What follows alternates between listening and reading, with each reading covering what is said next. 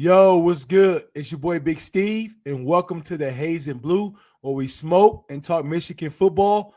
So let's get into it. So Michigan took the L to Oklahoma and Norman in a crazy atmosphere. Your boy was at the game, had a great time. It was a cool experience. Norman definitely showed your boy some love. But after all, we did take an L 24-13. A lot of things to get into. And I think a lot of things that we probably overreacted to as well. So let's go ahead and talk about it, man. So Michigan loses on the road, their first road test of the season, taking on a good Oklahoma team. You know, John Mateer made a bunch of plays that game. So nothing bad to say to Oklahoma. Y'all got the dub. Salute to y'all dudes, man. But it definitely was a more even game than may have looked on the score. You know, Michigan definitely had a bunch of opportunities to capitalize on some great defensive stops Michigan was getting, but a couple bonehead calls. The offsides on Derek Moore. Derek Moore, I'm gonna talk about a little bit later, but senior, you cannot keep making these offside mistakes. They're gonna come to hunt you, and it did this past weekend. But first of all, I just want to start off with telling everybody to relax. Relax. You know, Bryce Underwood is a true freshman. He played like a true freshman, but this dude definitely have a lot of potential. It's not a Joe Milton type situation. You know, he just had to get that under his belt. You know, hopefully he go back, look at the film, and realize that him and McCauley had to get on the same page. Him and McCauley definitely have to get on the same page. You know, McCauley, 3 catches, 91 yards. You know, definitely it was a situation where we definitely need to go to him a lot more. Anytime is a situation where it's 1-on-1 with Donovan McCauley, he got to get the ball. Especially if Marlon Klein's not playing, Donovan McCauley had to get the ball. We had to give these dudes some confidence. I said it in my preview the video before, where Chip Lindsey, you cannot throw these east and west passes constantly throughout the game. Oklahoma has a speed defense, especially their corners. They're secondary. They physical. Brett Venables known to have a physical defense. So that east and west, the screen bullshit got to stop now. It had to stop now. It's not working.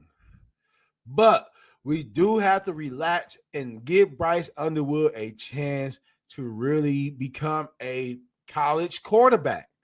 The dude just turned 18 a couple weeks ago, and he going against one of the greatest defensive coordinators of all time and a real great historic program in Oklahoma on the road. Like I said, he's going to learn from those mistakes. He's going to go back and look at the film, and him and Donovan McCauley is going to have to get on the same page. You know, it was an incident where Bryce Underwood and Justice Hayes got into it on the sideline. It should have been Donovan McCauley and Bryce Underwood got into it, because anytime this dude's in a game, he's showing he can make those type of catches. They're bringing blitz. Brett Venables going to blitz. I think it was a stat that Bryce Underwood was like 0 for 7 on third down conversions. And on top of that, it was a couple plays where McCauley may have had a chance. The first third down play where McCauley and dude was just blocking, I don't know what the hell's going on with that, but that got to be fixed. He just straight up, he didn't even look for the ball. Like, the miscommunication between Bryce Underwood and his receivers got to get a lot better. You know, but we got to relax. He's a true freshman.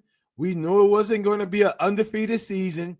Now the real test is, How does he learn for this and get ready for Eastern Michigan, I believe it is, and Nebraska?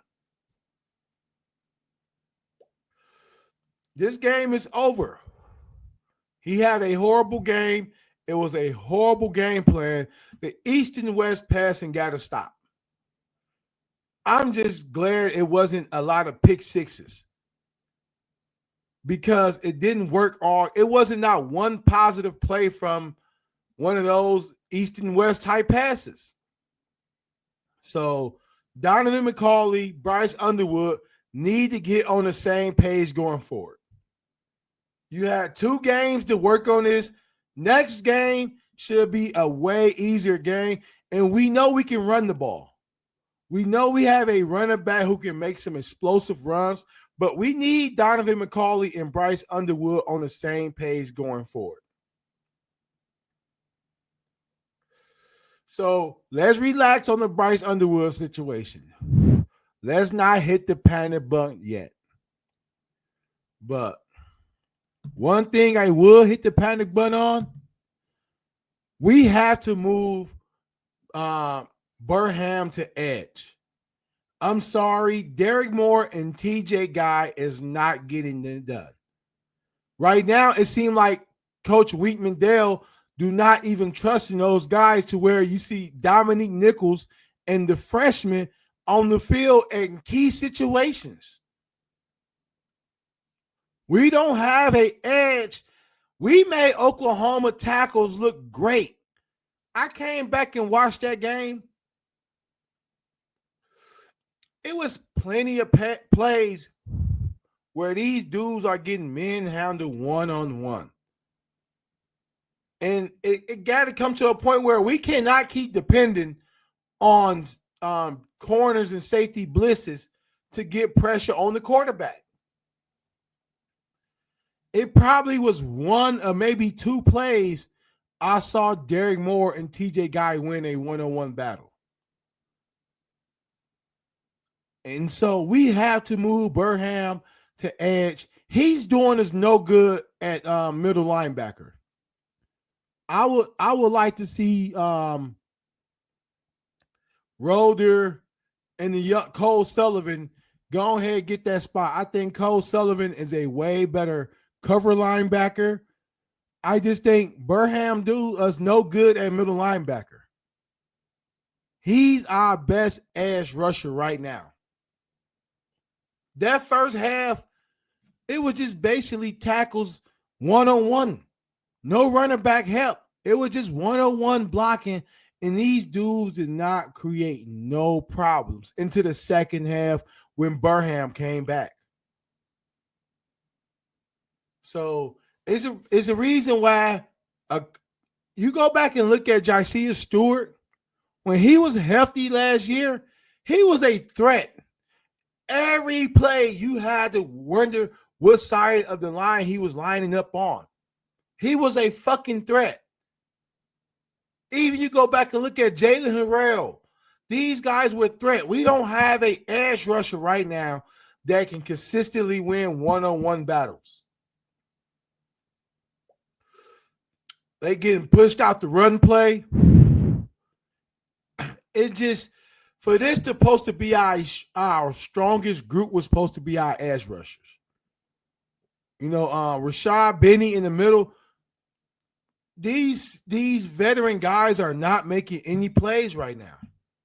It's the guys that we were not expecting to make plays. Pierce, dumb offsides, but he had a great game.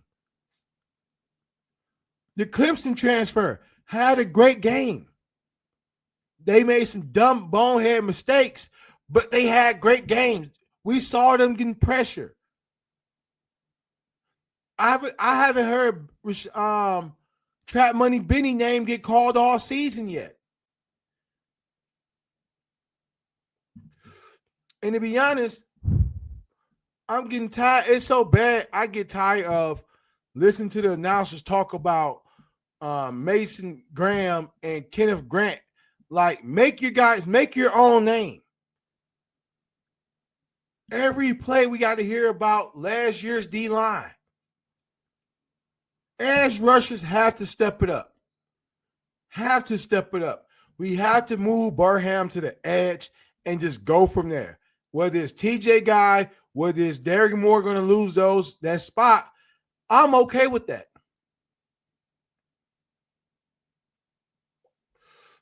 I'm okay with that because we're not winning one-on-one battles.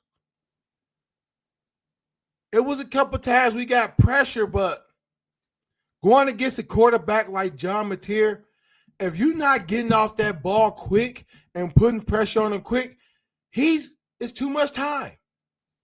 We didn't start making plays until we brought a lot of pressure, which scares me because I don't feel John Mateer is the best passing quarterback we're going to see. So to give up 270 passing yards, and on top of that, you give up 74 rushing yards, this is an offensive line we're supposed to have dominated. And it was the other way around. So let's do a good thing, man, and let's move Burham to the edge. He's doing us no justice. Even the one play where John Mateer ran for the 10-yard touchdown, Burham got blocked one-on-one by a tight end, linebacker turn tight end. We getting guys constantly getting blocked one-on-one too much. It's happening too much. So Burham to the edge. Let's go ahead and make it happen. It was reported it was going to happen before the season started. I just feel that they wanted to show respect to Derrick Moore and TJ Guy for sticking around, but it's time to make Sharon Moore, Wink Mandel, y'all have to make a decision right now to benefit the team and not just the player. So Burham to the edge. And then Coach Newsom, you on a motherfucking hot seat. That offensive line looked horrible. They looked like they was confused. They didn't know what to do. A lot of those plays were at the game, I'm like, what the fuck is Bryce Underwood doing? Why is he doing it? Then I come back and watch the whole game over. It was people in his face constantly. All we can do now is basically roll them out. We don't have the offensive linemen, similar to what I said about our edge rushers not winning one-on-one. We don't have offensive linemen who can dominate right now one-on-one.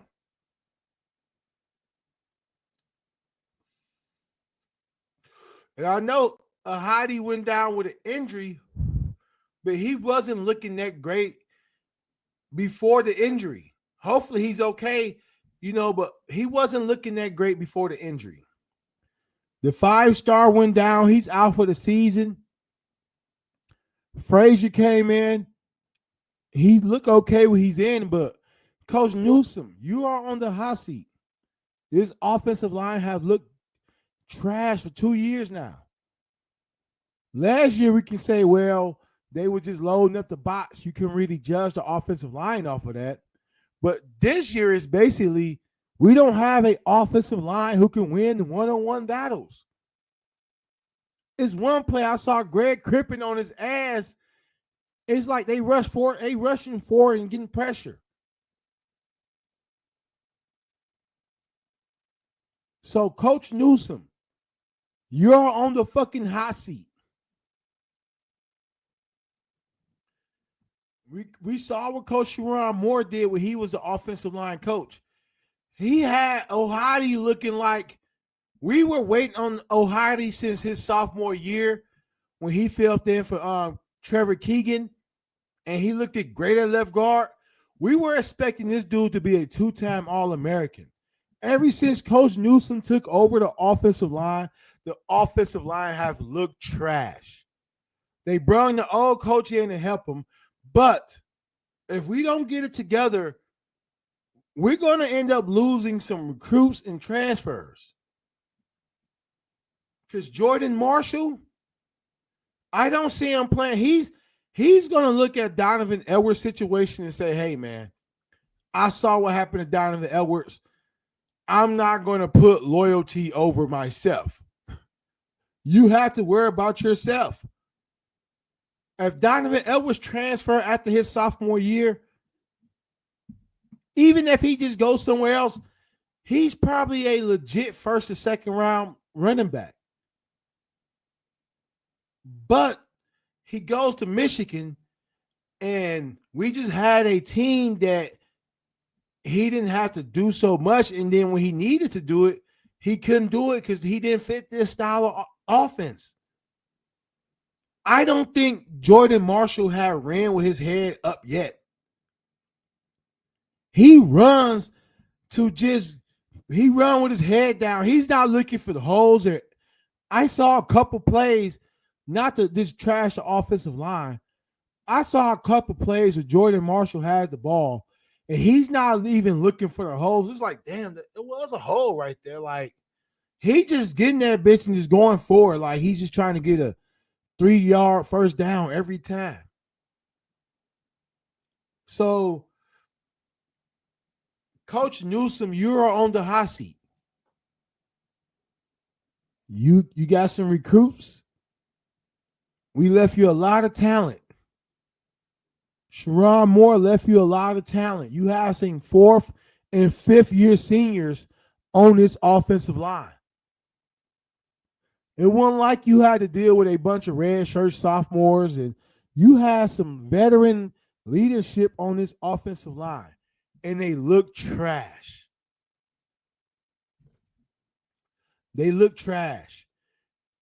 And so, being that Sharon Moore is not going to be around for these next 2 games, you will figure somebody like Coach Newsom will be able to step in and maybe be an active head coach. It hasn't been named, but he's been around Michigan so long, it will only make sense that he was the coach. But the offensive line has been looking so trash that I won't be surprised that if he get demoted before the end of the season. The same way Brett Venables took over the defensive play calling to save his career, Sharon Moore may have to do that with the offensive line to save his career. You have a 5-star running back coming in. You have a 5-star quarterback. Yeah, we had the left tackle freshman 5-star go out with an injury, which happens in football, but you should have enough depth to where we don't look this bad. We need Justin Hayes to break off 50-yard runs every time so we can look like we're running the ball good. Where we get 4 big runs to fill up the stat sheet, but this offensive line is looking horrible. Maybe let's stop all the crazy pulling and to see can we just block head up. Because, once again, we made Oklahoma look a lot better than they were. Granted, John Mateer's a great quarterback, but a lot of their receiving plays came on busted plays, which is a part of football, but a lot of those plays were on busted plays. He was sacked in the backfield. You got to make those plays.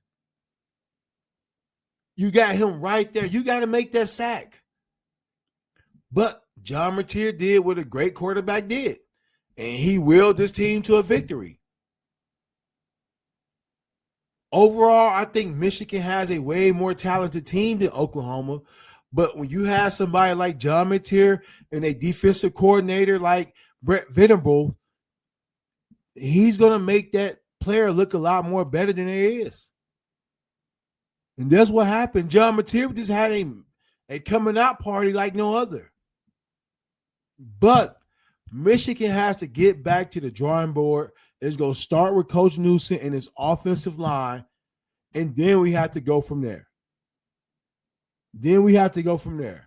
Bryce Underwood, Donovan McCauley, get on the same page. This can be a Chad Henning, Braylon Edwards type situation. The season's not over. The season is far from over, so we cannot get our heads down and make it seem like this shit is over. It's not over.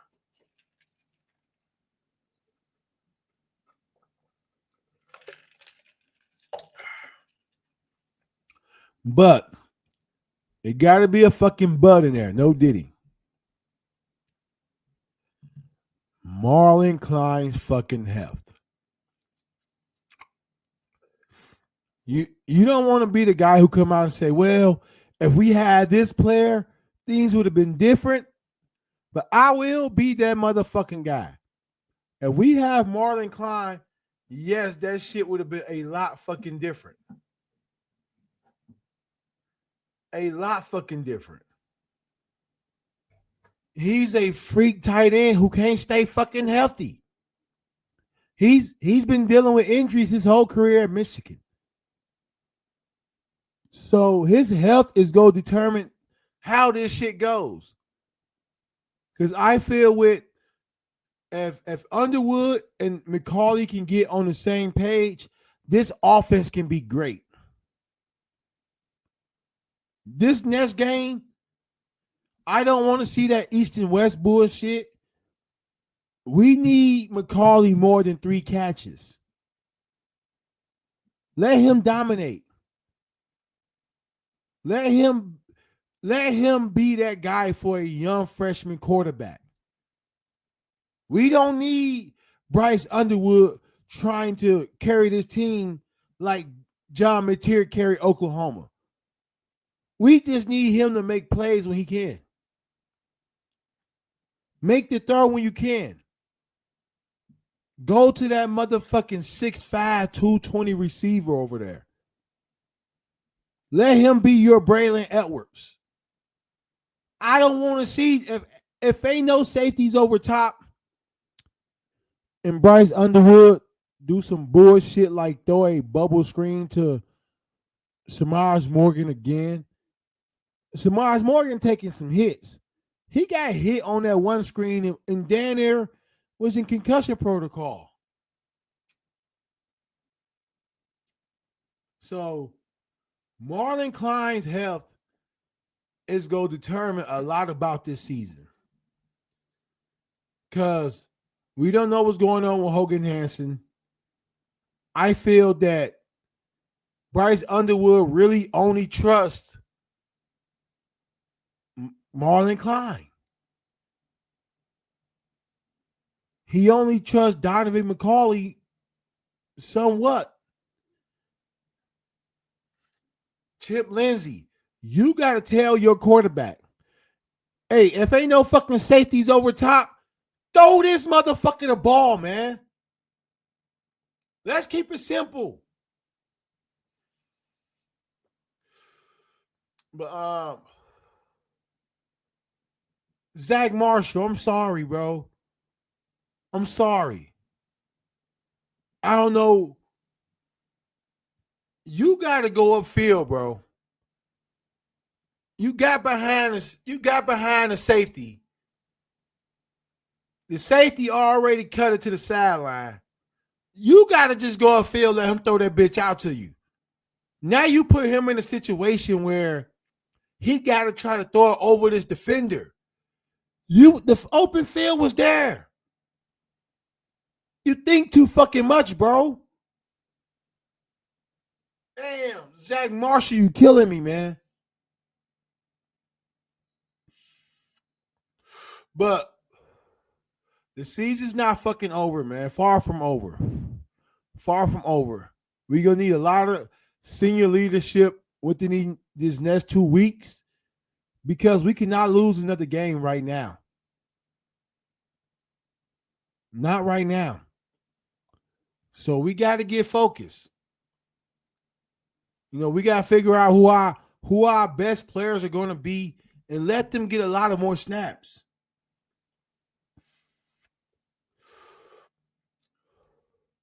Mason Curtis have a great game the first week, and then he barely gets any snaps the second week. You know, TJ Metcalf, it seemed like he just want to hit.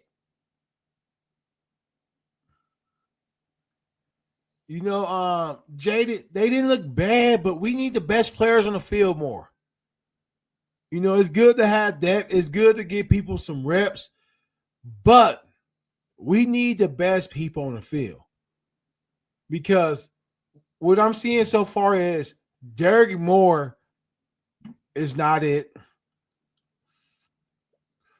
And now that Zeke Berry's hurt, we're gonna have young corners. And the worst thing you can have with young corners is a team that cannot win one-on-one battles on the defensive line. You giving quarterbacks time to throw the ball 4 or 5 seconds for a freshman corner, it's going to be barbecue chicken. So, Marlon Klein, man, get healthy. I'm not sure what's going on. I didn't know you wasn't playing till the fucking game got ready to start. It hurt in my fucking heart. I'm not going to lie. I was very, very fucking excited to see this dude. And it pissed me off the whole game. Like, man, I know this dude is needed right now. He's a fucking beast when he's playing. He's going to go deep. Not like Zach Marshall and run with the defenders at. Come on, man. So hopefully he's good to go. The Nebraska game. Hopefully we can make it through next week without him, get him more rest. But we're gonna need him down the stretch. He's definitely he's a potential All-American tight end. You look around college football right now, I don't believe is a better tight end than Marlon Klein. So we're gonna see what happens. Let's not hit the panic button yet. Still got a lot to look forward to. Like I say, Sharon Moore losing this game, going into a suspension was not the ideal way we wanted to start the season off. But it's college fucking football. Shit, we could be Florida right now. So fuck it. Go motherfucking blue.